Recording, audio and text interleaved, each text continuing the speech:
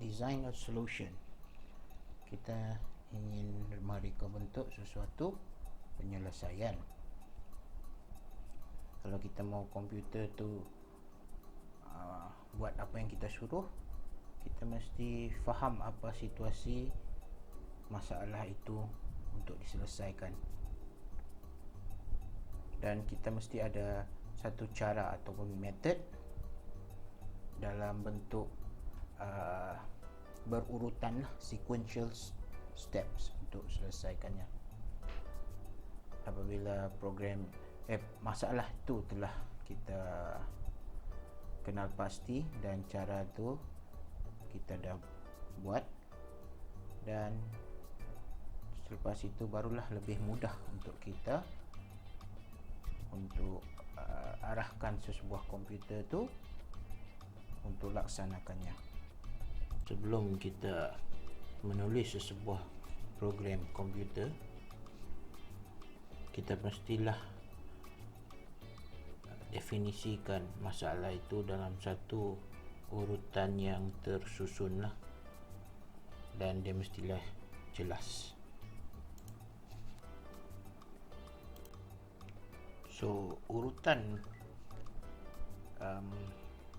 ini dipanggil algoritma atau in English algorithms. Okay. Satu algoritma yang bagus dia mestilah ada ciri-cirinya, mesti ada input. Okay. Kadang-kadang ada juga kes-kes yang tiada input. Ciri-ciri kedua mesti ada output. Sekurang-kurangnya ada satu output. Kalau tak ada output, tak gunalah kita punya algoritma itu. Ciri-ciri berikutnya generality atau secara am. Okay. Dia boleh digunakan untuk pelbagai input. Next, correctness ataupun ketepatan. Dia mestilah tepat ataupun betul untuk atasi masalah yang kita reka tadi. Dan finiteness, maknanya dia mesti melalui urutan tersebut dan berhenti akhirnya. So algoritma ni kita boleh guna dua teknik ataupun dua cara untuk mewakilkannya. Yang pertama ialah pseudocodes dan kedua ialah flowcharts.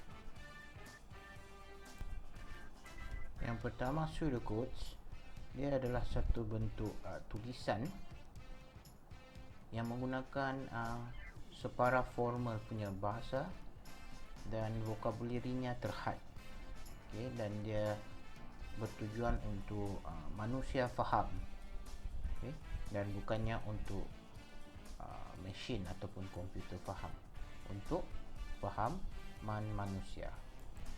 Tujuan utama pseudocode ni untuk menyatakan urutan algoritma tersebut dalam satu bahasa yang mudah difahami.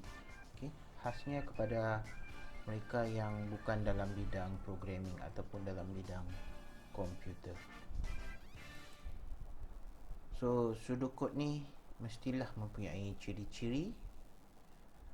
Yang pertama, ada vocabulary yang terhad. Kedua, mudah dipelajari.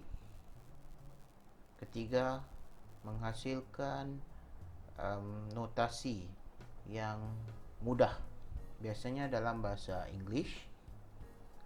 Dan keempat, boleh menyatakan segala algoritma itu walaupun algoritma itu adalah sesuatu yang kompleks. Dalam menghasilkan sebuah pseudocode itu, kita haruslah mula daripada menganalisis problem statement ataupun pernyataan masalah. Okay. Dan barulah kita boleh menghasilkan satu pseudocode. So pseudocode ni kita ada format asas dia. Okay, yang pertama kita akan mula daripada start, kemudian kita akan tulis input kita ke dalam sikit. Okay, input sama ada input, read ataupun get input. Kemudian ada formula ataupun proses ataupun condition, maknanya syarat-syarat yang terlibat lah. Dan ketiga output ataupun display ataupun kita print output kita. Selepas itu semua selesai, kita haruslah ada stop, iaitu kita kena akhirkan ataupun terminate sesuatu pseudocode ataupun program itu. Mari kita lihat satu contoh problem statement dia. Find the square of a number. Maksudnya kita hendak mencari kuasa 2 sesuatu nombor itu.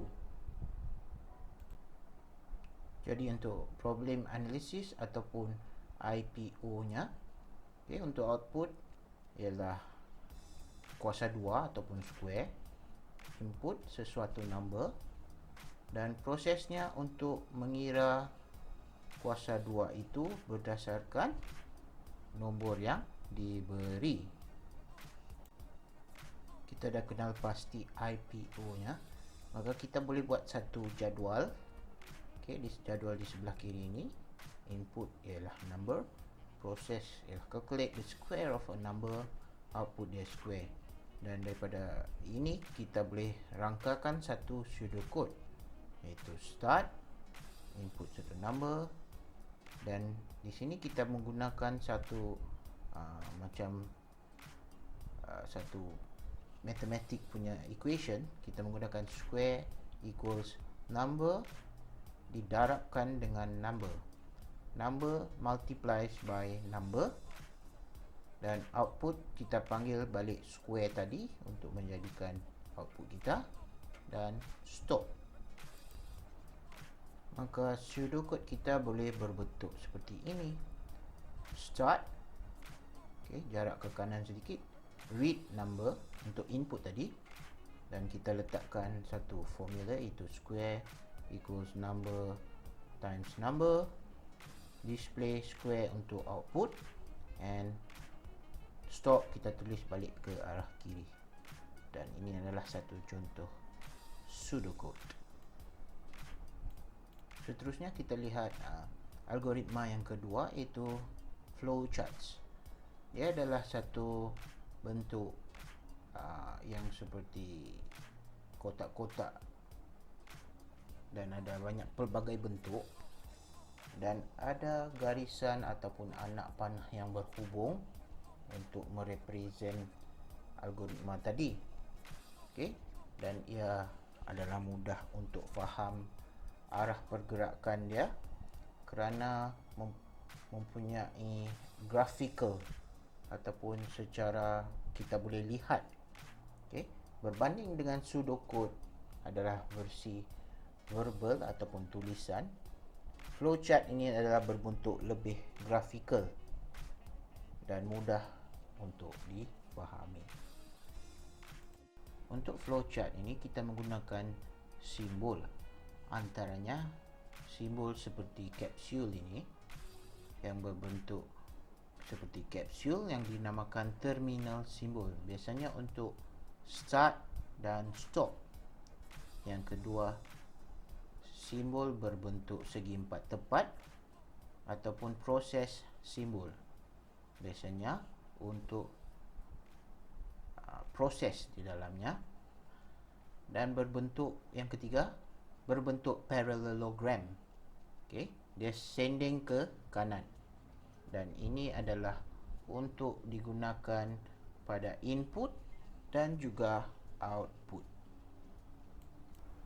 Antara simbol-simbol lain yang ada iaitu simbol seperti storage ini, okay, disk storage, dan simbol seperti segi empat yang dikoyakkan, yang ini ialah untuk printer output simbol, dan simbol berbentuk diamond ini, yang ini digunakan untuk decision atau semasa ada selection. Okay, biasanya yang diamond ni kita pakai simbol seperti anak panah yang menghala sama ada ke atas, ke bawah, ke kiri, ke kanan, dipanggil flow lines. Okay, menunjukkan urutannya. Dan simbol seperti sebuah pendant yang dipanggil off page connector, yang menunjukkan kalau kita tak cukup flowchart tu untuk sambung ke page lain. Okay. Dan simbol bulatan yang merupakan on page connector, kita sambung flowchart kita di dalam satu page yang sama menggunakan simbol itu. Dan ini merupakan satu contoh flowchart yang simple, di mana kita mula dari atas, simbol kapsul, okay, dan parallelogram untuk input, iaitu baca tarikh lahir, dan proses berbentuk segi empat untuk calculate age equals current year tolak birth date, dan display age ni di dalam bentuk parallelogram, okay, dan tamat, end. Ini merupakan contoh yang kedua, yang kita mula dari atas, begin, read age, parallelogram, okay, dia akan membaca age. So kita akan nampak di sini ada satu bentuk bentuk diamond. Okay, yang diamond ni adalah biasanya selection. Dia cakap if umur melebihi 55, sama ada umur itu lebih 55, dia akan ke kiri. Kalau kurang, dia akan ke kanan. Kalau ke kiri, dia akan print pencen dan tamat. Kalau ke kanan, print kerja lagi. Okay, untuk print ni adalah parallelogram, untuk output. Okay, kita lihat contoh yang ada problem statement pula. Find the square of a number. So kita kena guna IPO untuk buat problem analysis dia. Daripada IPO tu barulah kita generate flowchart. So seperti contoh tadi, kita kenal pasti output dia ialah square. Proses dia ialah kita calculate the square based on the given number, dan input ialah kita masukkan sesuatu number. Daripada IPO tadi, kita buat satu jadual sebelah kiri, kenal pasti input, proses dan output dia, dan kita tallykan sebelah kanan untuk menghasilkan flowchart. So untuk input, okay, kita ada parallelogram, bentuk dia ialah number, input number, proses dia ialah square equals number times number, dan output ialah square dalam bentuk parallelogram juga. So kita ada begin di atas dan end dekat bawah, bentuk kapsul. So beginilah rupa flowchart kita. Maka untuk hari ini itu saja.